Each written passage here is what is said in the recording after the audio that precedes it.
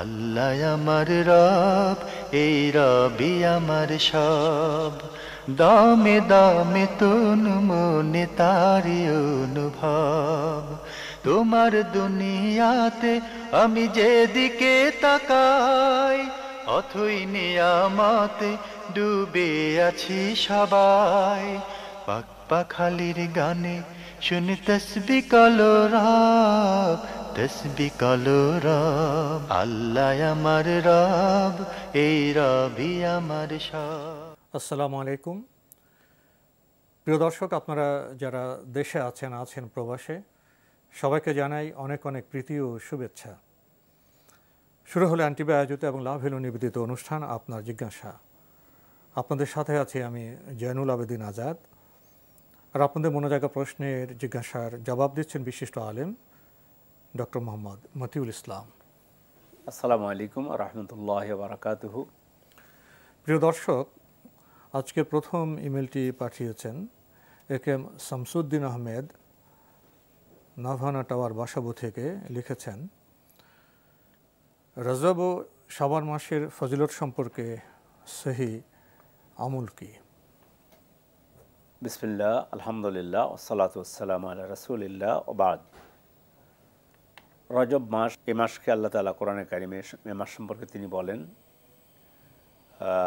ইন্না ইদ্দাতা শুহুরি ইনদাল্লাহি 12 শাহরান ফি কিতাবিল্লাহ ইয়ামা খালাকাস সামাওয়াতি ওয়াল আরদ মিনহা আরবাআতুন হুরুম। আল্লাহ তাআলা যেদিন আসমান জমিন সৃষ্টি করেছেন সেদিনেই মাস করেছেন 12টি। তন্মধ্যে 4টা মাস হচ্ছে, সব মাসেরই মর্যাদা আছে, একবার আলাদা করে 4টা মাসের কথা বলা হয়েছে যে বিশেষ মর্যাদা দিয়ে বলেছেন সম্মানিত মাস 4টি। সেটা হলো জিলকদ, জিলহজ, মুহররম আর রজব। এই দিক থেকে রজব মাসের ওই মিনহা আরবাআতুন হুরুম যেটা বলা হয়েছে, এ মর্যাদা সেখানে স্পষ্ট হয়ে গেল যে সম্মানিত মাসগুলোর মধ্যে এটাও একটি মাস। শাবান মাসেরও মর্যাদা রয়েছে।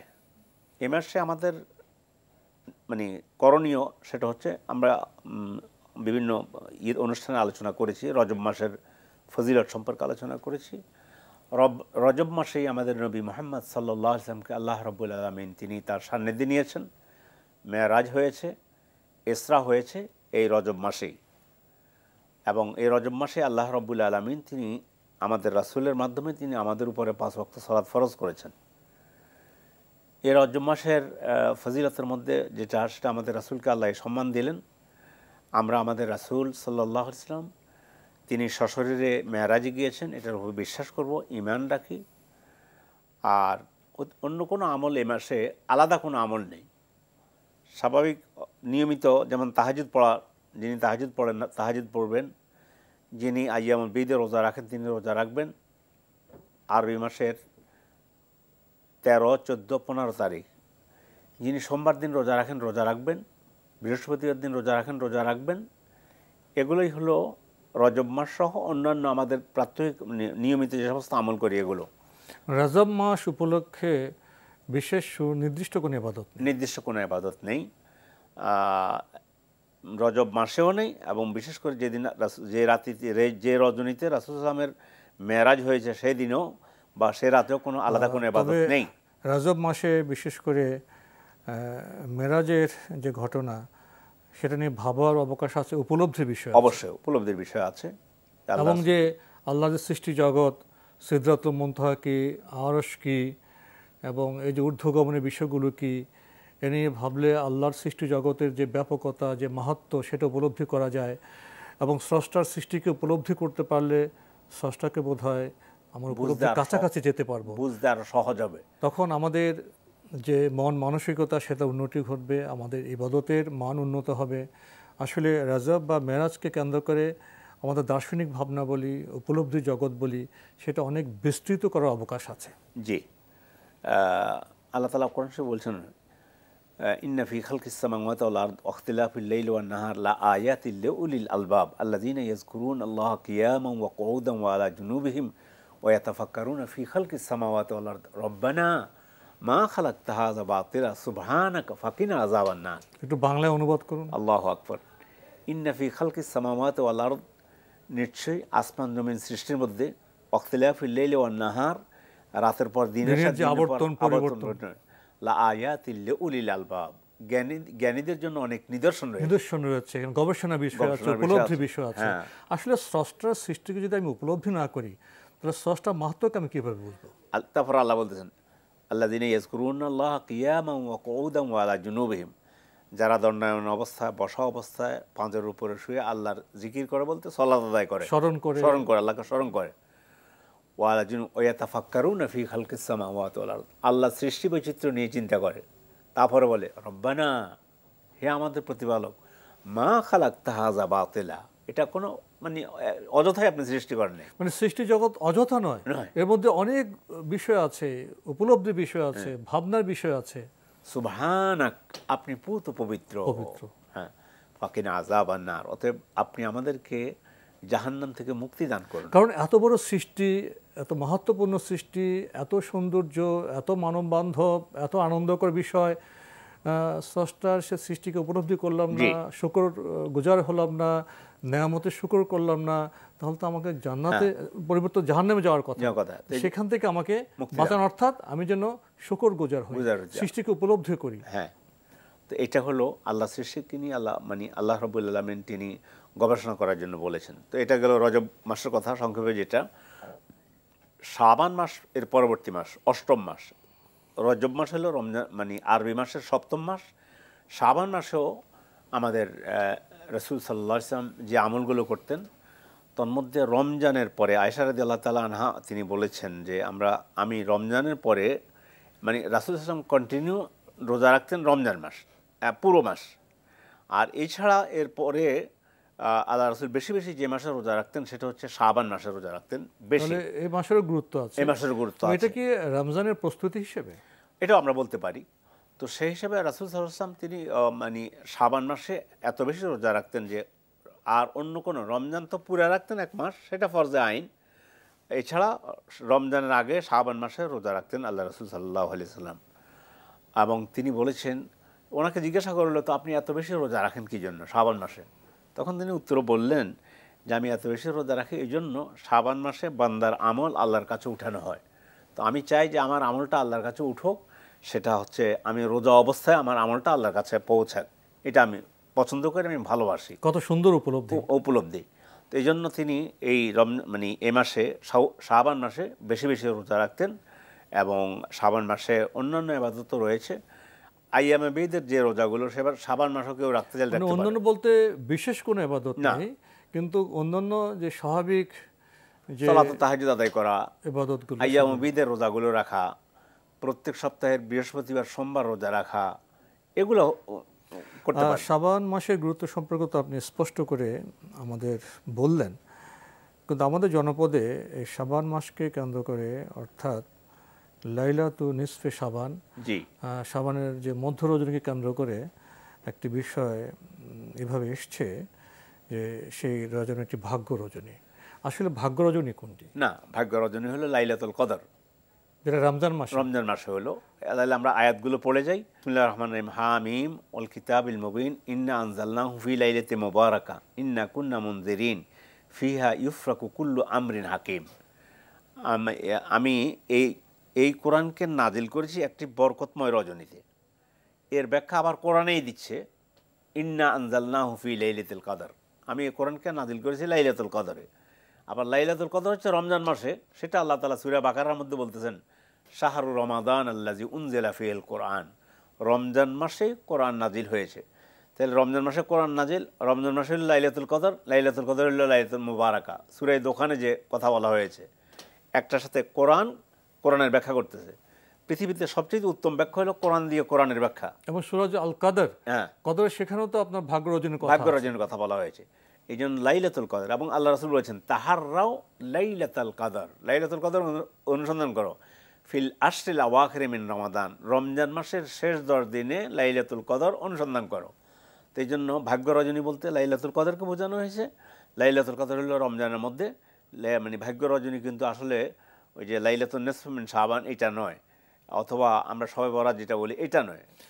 ভাগ্য রজনী বলি, মহিমান্বিত রজনী বলি, সেটা রমজানে লাইলাতুল কদর। লাইলাতুল কদর। লাইলাতুল কদর, জি। তো আমরা প্রশ্ন উত্তর আসলে বোধহয় আর বেশি না যাই, মোটামুটি আপনি তো মৌলিক কথা বলেছেন রজব ও শাবান মাস সম্পর্কে।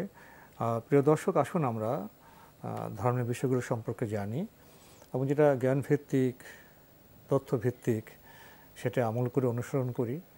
কারণ ইসলামের বিষয়টি এরকম, আপনি শুদ্ধ ইবাদত অল্প করুন, আল্লাহ কবুল করবেন।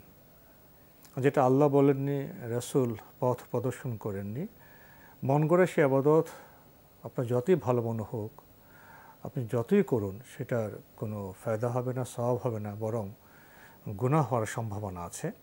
আল্লাহ আমার রব, এই রবি আমার সব। আল্লাহ আমার রব, এই রবি আমার সব। আমরা চিঠি পড়ছিলাম ভাই একেএম শামসুদ্দিন আহমেদ আপনার। আপনি লিখেছেন এশার সালাতে 4 রাকাত নফল সালাত তাহাজ্জুদের মর্যাদা। উক্ত 4 রাকাত সালাত কি তাহাজ্জুদের নিয়তে নাকি নফল নিয়তে করতে হবে? ওনার প্রশ্ন ছিল নফল। এশার সালাতে 4 রাকাত নফল, ওনার প্রশ্নটি একটু কেমন না? হ্যাঁ, না এটা তো এই ধরনের তো কোনো সহিহ সুন্নাতে 4 রাকাত সুন্নত আছে, ঈশার সালাতের জন্য সুন্নত আছে, এটা সুন্নত আছে। হ্যাঁ, এই সুন্নত আদায় করেন, আলহামদুলিল্লাহ, ভালো।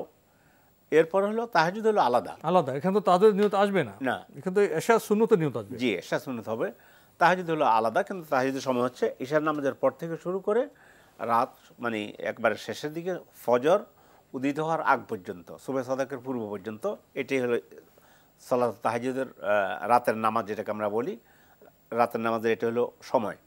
তো সেটা ঈশা থেকে শুরু করে একবার রাতের শেষ পর্যন্ত, আপনি ফজরের আগ পর্যন্ত যে কোনো সময় পড়ে নিতে পারেন।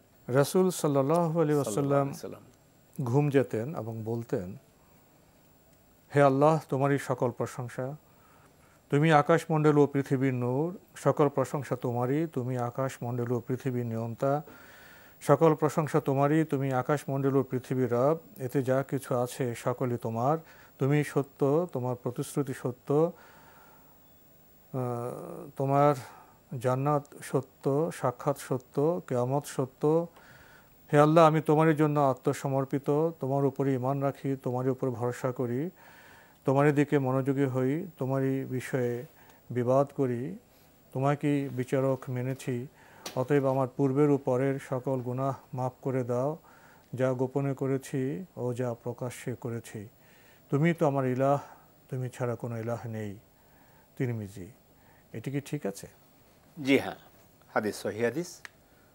তবে ওই যে আল্লাহ রাসূল থেকে যে দোয়াগুলো যেভাবে এসেছে সেভাবেই দোয়াগুলো আরবিতে করাই মানে উত্তম। আল্লাহ রাসূল সাল্লাল্লাহু আলাইহি ওয়াসাল্লাম দোয়া, যেমন যেখানে যে দোয়া করেছেন, ঘরের প্রবেশের সময় যে দোয়া পড়েছেন, ঘর থেকে বের হওয়ার সময় যে দোয়া পড়েছেন, মসজিদে ঢোকার সময় যেমন আল্লাহুম্মা আফতাহ লি আবওয়াবা রাহমাতিক, রাসূল এভাবে বলেছেন।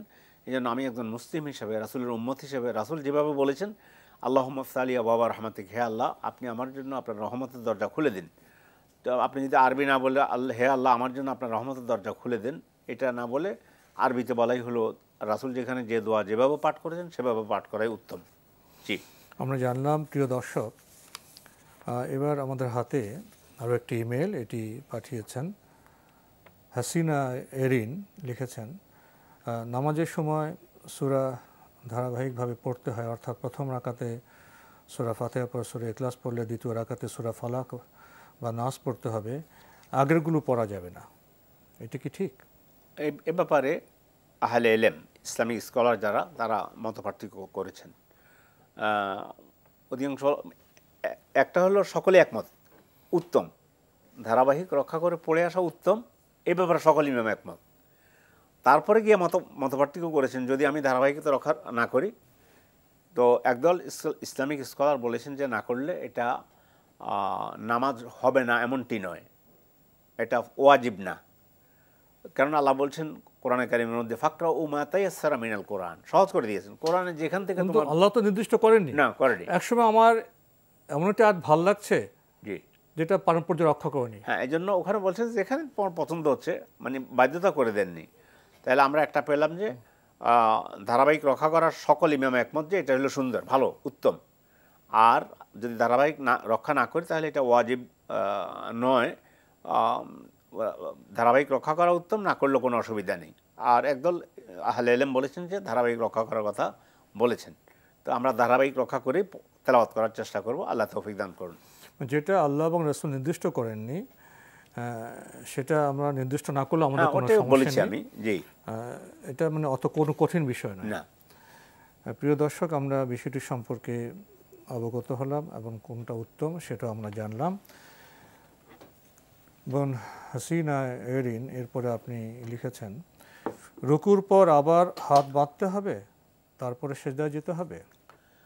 শেখ নাসিরউদ্দিন আলবানী রাহিমাহুল্লাহ তিনি সুস্পষ্ট বলেছেন যে মানে এ ব্যাপারে তিনি গবেষণা করেছেন, গবেষণা করে বলছেন যে এ ব্যাপারে সহি কোনো দলিল নেই। যেমন তবে অনেকে আমল করতে দেখা যায়, এটা দেখা যায়। শেখ বিন বাজ রাহিমাহুল্লাহ তিনি বর্তমান যুগের একজন বড় ইমাম ছিলেন, তিনি বাঁধার জন্য বলেছেন। তবে এটা ফরজ ওয়াজিব কোনো কিছু না, না, এটা তো কিচ্ছু না। এটা না করলে না হলে কোনো ক্ষতি হবে না। না, কোনো ক্ষতি হবে না। লিখেছেন, মেয়েরা কি নামাজে ইকামত বলবে? মেয়েরা যদি মেয়েদের আঙ্গিকে হয় সেটা হলো ভিন্ন কথা। এমনি রাসূলুল্লাহ উম্মে ওয়ারাকা রাদিয়াল্লাহু তাআলা আনহা ওনার জন্য একজন মুয়াজ্জিন নির্ধারণ করে দিয়েছেন। পুরুষ তিনি আযান দিতেন, তিনি ইকামত দিতেন এবং সেখানে নামাজ পড়া হতো। তো এই জন্য মহিলারা এক নম্বর হলো আযান দেবে না। আযান কে দেবে? আযান দেবে পুরুষ। এবং বাইরের আযান শুনে মহিলারা নামাজ পড়তে পারবে। একামত দিলে নিজেদের আঙ্গিকে যদি হয় তাহলে সেটা মানে মহিলা নিজের আঙ্গিকে নিজের একামত দিতে পারবে। লিখেছেন, বেতের নামাজ কি কাজা পড়তে হয়? কাজা পড়াই উত্তম, কাজা করুন। বেতের সালাত সম্পর্কে আহলে ইলমদের মধ্যে মতপার্থক্য আছে। কেউ বলছে ওয়াজিব, কেউ বলছে সুন্নাহ। তো এক কথা কাজা করাই উত্তম, কাজা করে দেবেন।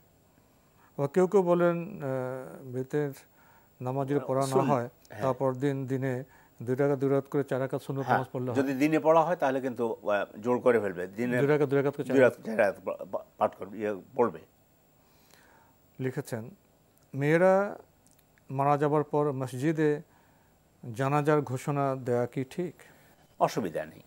মেয়েদের জন্য, পুরুষের জন্য এটাকে নাই বলা হয় আরবিতে, মানে মৃত ব্যক্তির ঘোষণা দেয়া যে অমুক মারা গিয়েছে, তার জানাজা এতটা সময় হবে, এগুলো যদি বলাতে কোনো অসুবিধা হবে না ইনশাল্লাহ। আল্লাহর কাছে কি সব গুনাহ মাফ হয়? যারা মেয়ে শিশুদের যৌন নির্যাতন করে তারা কি মাপ চাইলে মাপ পাবে? আল্লাহ যেন ওই সব পিশাচদের কখনো মাপ না করেন। শিশুগুলোর কি কোনো গুনাহ হবে? শিশু তো কোনো গুনাহই নেই, সে তো ধর্ষিত, সে তো মাজলুম।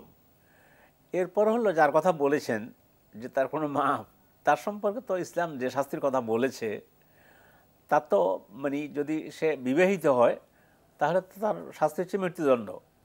আর যদি অবিবাহিত হয় তাহলে তারও তো শাস্তি রয়েছে। এরপরেও কিয়ামতের দিন তাদেরকে কঠিন শাস্তির সম্মুখীন হতে হবে। আমরা বোধহয় বিষয়টা এতটাই স্পষ্ট, এই বিষয়ে আলোচনা না করি, আসলে এটা আলোচনার রুচির বাইরের বিষয়। তো যে সমস্ত মানুষ পিশাচ হয়ে যায়, আল্লাহ তাদের হেদায়েত করুন এবং তারা মানুষ হিসেবে নিজেদের মর্যাদা উপলব্ধি করুন এবং সঙ্গত আচরণে তারা উদ্বুদ্ধ হন, এটা আমরা দোয়া করি। প্রিয় দর্শক, এবার আমাদের হাতে একটি চিঠি, এই চিঠিটি পাঠানো হয়েছে মিফতাহুল জান্নাহ মাদ্রাসা পাটেরবাগ, ঢাকা থেকে। আগের চিঠি আপনি একই চিঠিতে অনেকগুলো প্রশ্ন করেছেন, লিখেছেন, গোসলের আগেও পরে অজু না করলেও কিভাবে গোসল করলে অজু হয়ে যাবে? উত্তম, গোসলের আগে অজু করে নিয়ে গোসল করা উত্তম, আল্লাহ রাসূল তাই করেছেন। কিন্তু গোসল করে নিলে, পরিপূর্ণরূপে গোসল করে নিলে, ফরজ গোসল হোক, মানে পরিপূর্ণভাবে যদি মানে গোসল করে নেওয়া হয় তাহলে অজু না করলে চলবে। একদল ইসলামিক স্কলার বলেছেন যে এটা যেহেতু অজুর সব অঙ্গ প্রত্যঙ্গগুলো দেওয়া হয়ে যাচ্ছে, এই জন্য অজু না করলে চলবে। তবে উত্তম হচ্ছে অজু করে তারপর গোসল করা, এটা হলো উত্তম। আসলে গোসলের বিধান মানলো তার গোসলের পর অজু করা দরকার নেই, বিধান মেনে করলে তো অজুর কাজগুলো হয়ে যাচ্ছে। লিখেছেন, একজন মা তার সন্তানদের খাবার রান্না করছি বলে শুধু পানি ফোটাচ্ছিলেন চুলায়। বাচ্চা দুটি খাবারের আশায় থেকে থেকে একসময় ঘুমিয়ে পড়ল। ওমর রাদিয়াল্লাহু তাআলা আনহু ঘরের বাইরে থেকে সবটা শুনলেন ও তাদের জন্য নিজে পিঠে করে খাবার নিয়ে এলেন। এ ঘটনা কি সহি? এগুলো ইতিহাসের মধ্যে এসেছে, মানে বিভিন্ন ইতিহাসের বইতে এই ঘটনা এসেছে। উমর রাদিয়াল্লাহু তাআলা থেকে এই ঘটনার বর্ণনা আছে। আমার বোঝা আমি বহিব জি সোজা। জি জি। তো আজকে সময়ের কারণে আর আমরা অগ্রসর হতে পারছি না, এখানেই শেষ করতে হচ্ছে। আপনাকে অনেক ধন্যবাদ। ধন্যবাদ আপনাকেও। প্রিয় দর্শক, আমরা এতক্ষণ দেখছিলাম এনটিভি আয়োজিত এবং লাভ হলো নিবেদিত অনুষ্ঠান আপনার জিজ্ঞাসা।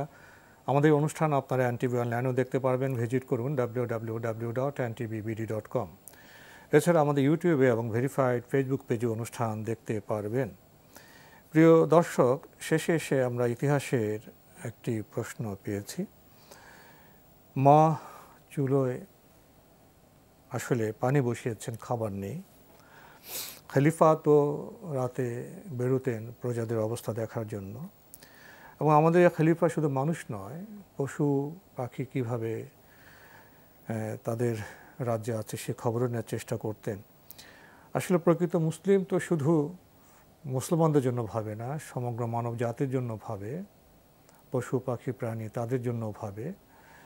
উমর রাদিয়াল্লাহু তাআলা আনহু এবং অন্যান্য যারা খলিফা ছিলেন, সাহাবী ছিলেন, তাদের জীবনের আচরণ থেকে এই গভীরতা ও ব্যাপক উপলব্ধির কথা জানা যায়। তো তিনি তার দায়িত্ব পালন করতে গেছেন, অন্যরা সাহায্য করতে এসছেন, তিনি বলছেন না আমার বোঝা আমি বহিব সোজা। ইতিহাসের পাতায় এসব ঘটনার সাথে আমরা পরিচিত হয়েছি। আসলে এখানে দায়িত্ববোধের বিষয়টি, ইতিহাসের ঘটনা থেকে যদি আমরা আমাদের স্ব জায়গায় দায়িত্ব পালন করি, তাহলে আমাদের সমাজ সুন্দর হতে পারে, আমরাও মুক্তি পেতে পারি ইহকালে এবং পরকালে।